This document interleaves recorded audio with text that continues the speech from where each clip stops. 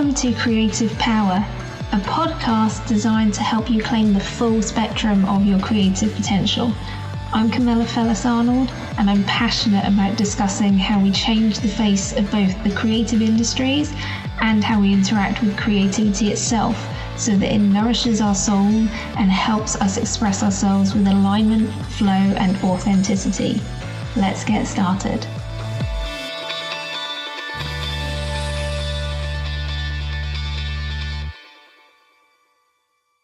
Welcome to episode 3 of Creative Power, and today we're talking about joy.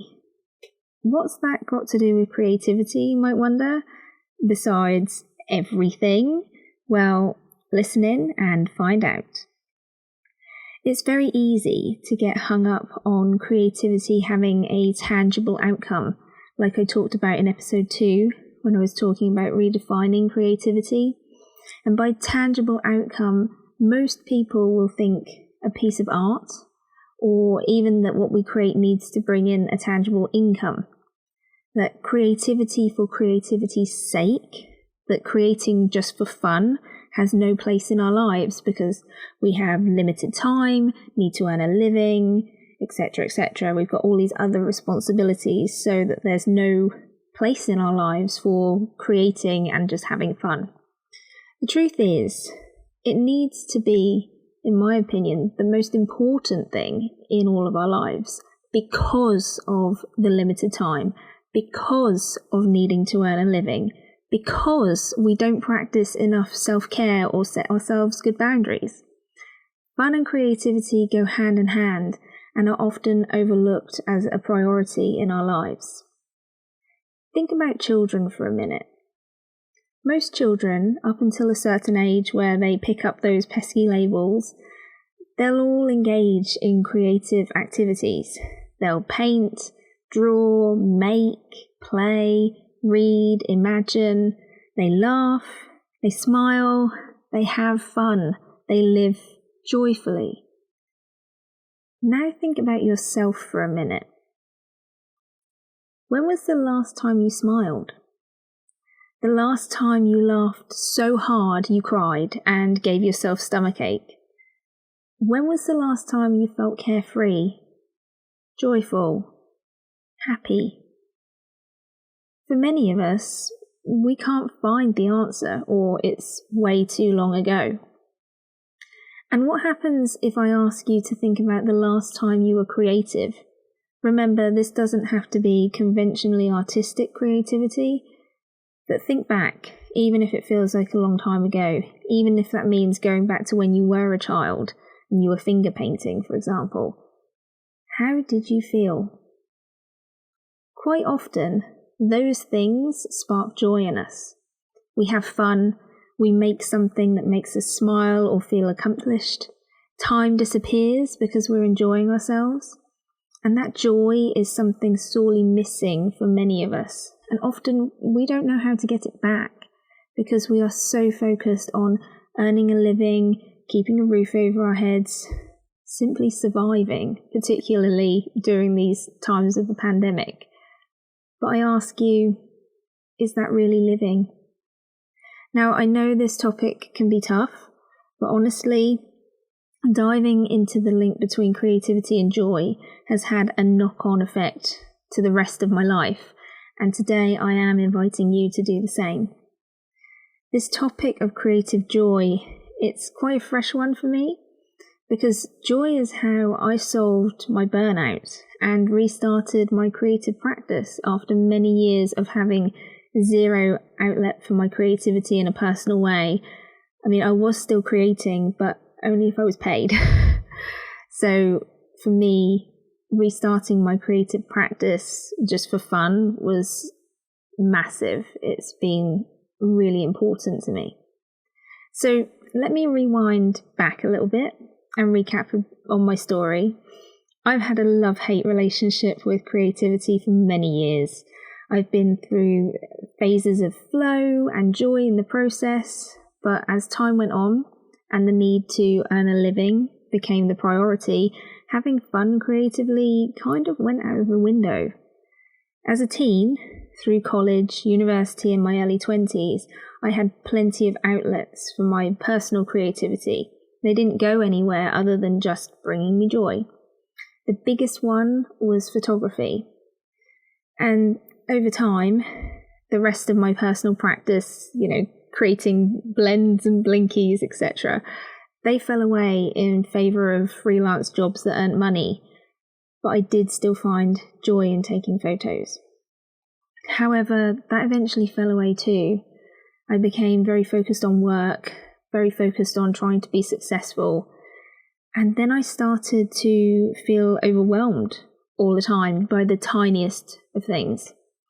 And I feel it's partly because I had no outlet for my creativity, no way of channeling or processing my thoughts and feelings or how I saw the world. Then COVID brought a whole new level of stress and survival along with it. And what it also brought to the forefront was a focus on mental health and self-care, which it's been wonderful to see. And I spent time, like many people I'm sure, evaluating what was important to me, how I really wanted to spend my time, what really lit me up. Because when you're stuck at home and all you're doing is working all day, or not, if you're on furlough, it really does make you evaluate your life. And that was when I suddenly realised that the one thing that was absent for me was a fun, creative outlet. You know how sometimes you think about the future, and if you had all the time, the money, the resources, you won the lottery and your business was perfect overnight. You had all the things that you needed to live the life you wanted. And you sometimes think about the things that, if that happened, you woke up tomorrow as a million, billion, trillionaire, what you would do with your time. Well, I don't know if you think about that, but I certainly do, or have done.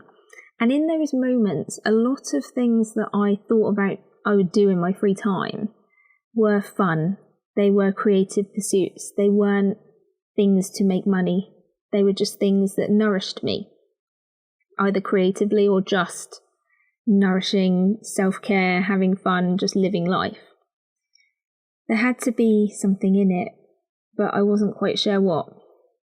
And then I got to August 2021 this year.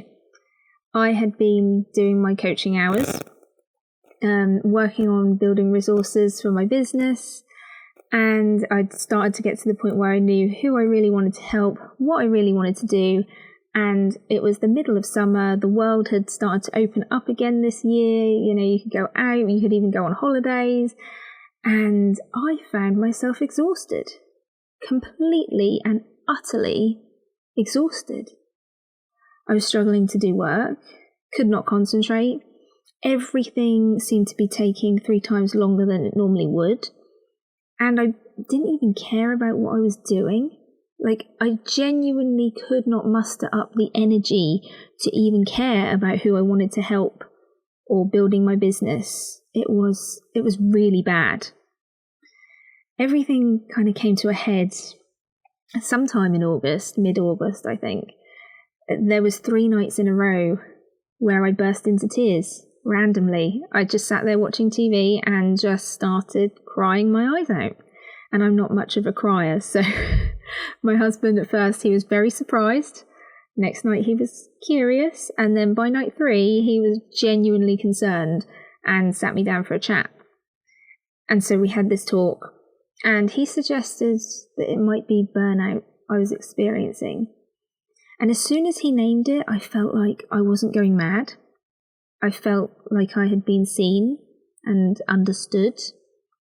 He had named what I simply couldn't, or that I didn't want to see or know.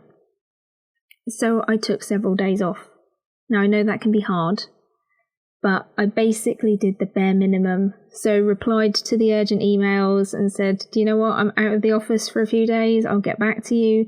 Anything that wasn't urgent, I just left it. And at first, I slept quite a lot. A whole lot, let's be honest. And then when I had a little bit more energy, I started to think, how could I solve this? Searching for the internet for the answers of how do you solve burnout brings up a lot of self-care articles, which is sort of fine. In my opinion, self-care is an ongoing necessity that we need to have in our lives anyway, because we all need to find a way to make time to do things that recharge and nourish us.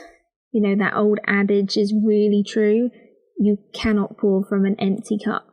We know how it goes. It does not end well. Okay, so if self-care isn't going to solve my burnout, what is? At first, I really had no idea. And when I got back to my desk after a few days, I could feel everything rising up in me again. The despair, the overwhelm, the stress, the exhaustion, the melancholy, the indifference. I had so many tasks to do and I wasn't interested in a single one of them. But I knew I had to do something. So what? What could I get myself to do? How could I get myself to do anything? And then, out of nowhere, this game-changing question arrived in my head. Where is the joy for me today? I looked at my to-do list, and to be honest, there wasn't much joy to be found in about 99% of it, except for this one little project that I did for charity involving Shetland sheepdogs. And as an aside, if you need to know anything about me, it is that I love my dogs, especially Shelties, Shetland sheepdogs. I love them. So I thought to myself, what's the harm in just putting everything else on the back burner and working on this book filled with cute dogs just for a little while today? I thought, you know, if it just gets me back in action, why not? And then a few hours turned into weeks of working on this project, and I'm sure everyone around me wondered what the heck I was doing and was starting to get a bit sick of hearing about this book about dogs. It morphed into a beast of 126 pages of stories and photos of Shetland sheepdogs, and it's amazing. I love it. But what it did for me is what was the most important thing, because my exhaustion just evaporated. People started to comment on how great I looked, considering that I'd told them a few weeks ago I'd been suffering from burnout. And I was happy, you know, I was getting up every single day and I was excited for the day. You know, that dread had just disappeared. So then the challenge came when the project was over. It had given me a boost, yes, but how can I apply this to my business? So I started to really take stock of what I was doing. All those tasks, big and small, everything went under the microscope. And as a business owner or entrepreneur, we have to wear a lot of hats. Not all of them fit. Some of them we don't like. Others we have outgrown, but a lot of them, in those beginning stages, we can't pass those hats on. However, it is important to identify what elements of your life, of your business, of anything, bring you joy or don't. And for the things that don't, can they be delegated? Can they be outsourced? Can you let go of them entirely? And that's where I found myself this year looking at my business. And I found there was a lot of things that weren't bringing me joy. And it could be because I was not good at them, they weren't in my zone of genius, or they were simply tasks that were a time suck that didn't actually bring me anything in return. Social media, I'm looking at you. I also realised during this time I was tired. Tired of all the strategies being sold to me as the fix-all. Tired of trying to be all things to all people. Looking for joy in my life forced me to streamline. It forced me to make my business leaner and play to my strengths. To be honest, it's been pretty revolutionary for me, and it's led to me creating this podcast because I figured I could kill a lot of birds with that metaphorical stone. I could reach and impact a much wider audience rather than mug myself about trying to post on every single social media channel 5 times a day. I could share my knowledge. I can connect and engage with my audience, old and new, in a way that works for me. You see, although I'm a visual person, recording my videos, that's not my idea of a fun time. However, if you know me, you know that when I'm passionate about something, I can't stop talking. So if I take away the video and just focus on the audio, I could just talk for forever, basically. So then creating a podcast was perfect. It was the perfect outlet. It allowed me to talk and talk and talk about the things I love and the things I know about and how I can help people in a way that isn't stressful. And then after streamlining all of my business and looking at all my tasks and seeing what I can drop and change and delegate and outsource, and even just knowing that at some point these are the tasks I will outsource. If I can't outsource them right now, at some point I'm going to give them to someone else. Even that makes me feel better. But I wasn't content with just finding joy in my business. I've kind of become obsessed. It's got to be everywhere in my life. If it isn't bringing me joy, I'm not doing it. Or I'm going to find the quickest and easiest way possible to do it. I've learnt to habit stack, prioritize and streamline everything to give me time and space for the really important, joyful things. And I'll admit, it's definitely an ongoing process for me. But whenever I wake up with that feeling of dread, like on a Monday morning where you think, oh, I don't want to do this. I don't want to go to work today. If I feel like that when I wake up, I ask myself, well, how can I find joy in this? Where is the joy for me today? And I know that there are some things that we have to do. We simply can't get out of them. But again, I ask myself, how can I find joy in this? Even if it is just the thought of the relief at the end of getting it done, being able to celebrate ticking that stupid task off my to-do list and never having to think about it again, that is the joy that I'm aiming for. I've been doing and continue to search for the joy in everything, and honestly it has energized me in a way I've never seen before. It's shown me where the gaps are too, which is really important. And like I said earlier, one of those was rebuilding my personal creative practice, because I've spent so long creating only when I'm getting paid for it or to further my business, like in the case of social media graphics, workbooks, etc., that I'd lost my creative outlets that were just for fun.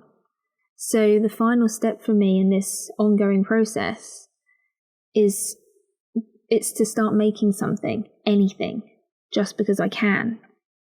And recently that has looked like starting to write poetry again for the first time in about 24 years. I haven't shared it anywhere. That's not really the point. The point is I am doing it for me. It's been cathartic, healing. It's been fun. In fact, doing that with no intention of sharing it, no intention of making money from it, it's boosted my creativity and my joy in other areas of my life too. So it's had this knock-on effect that I was talking about earlier. Sitting down to write is a part of my day that I really look forward to. And this morning, I was a bit late getting up, so I didn't have as much time to sit there and write, and I really missed it. I felt rushed, and that didn't feel good, because it's now become a part of my practice, a part of my day that I really look forward to. And like I said, the joy and the creativity, they're bleeding through into other areas of my life. It feeds and builds off each other in this amazing way. And although, there's been times where from the outside, it probably looks like I haven't been doing too much, but there's been this, particularly this year, there's been this major internal transformation in my field of vision by simply filtering myself to look for joy in absolutely everything. I've even had peers get inspired by my story, and they've been trying it for themselves. They're asking themselves, where is the joy for me today? And it's having some incredible results for them too. And so this is where I hand it over to you. Where is the joy in your life? How can you bring more joy into your life? We are so tired, so busy, stressed. Joy can feel like a nice idea for, in another life or at a later date when you have more time and money.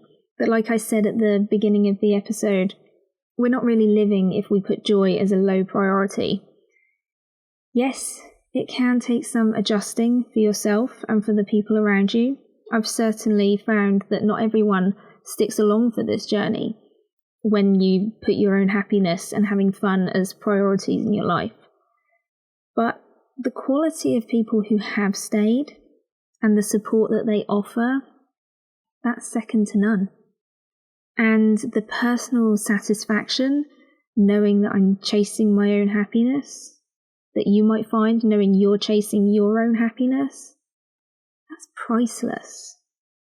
For me, it's already boosted my energy and my creativity. Who knows what other positive benefits, opportunities and experiences I will find as I continue to chase joy, and I will probably update you on them as they arise.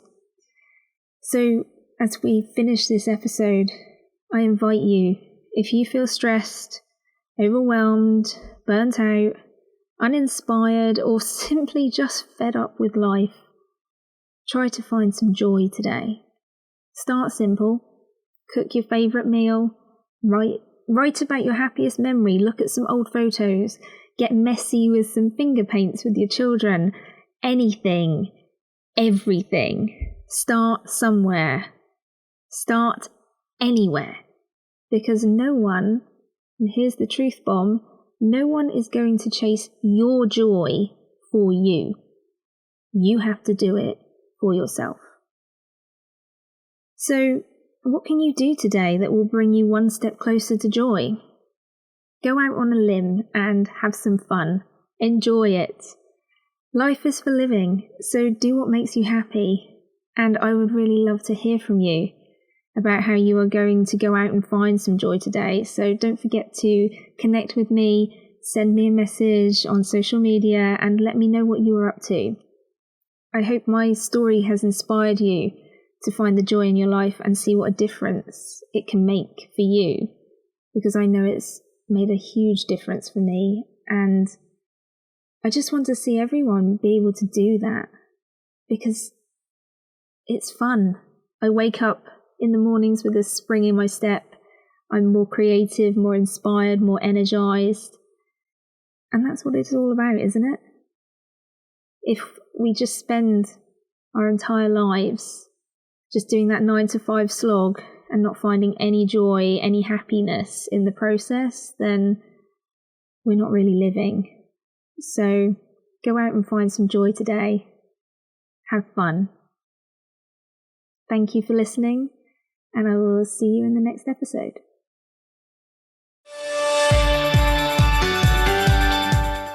Thanks for listening to Creative Power today.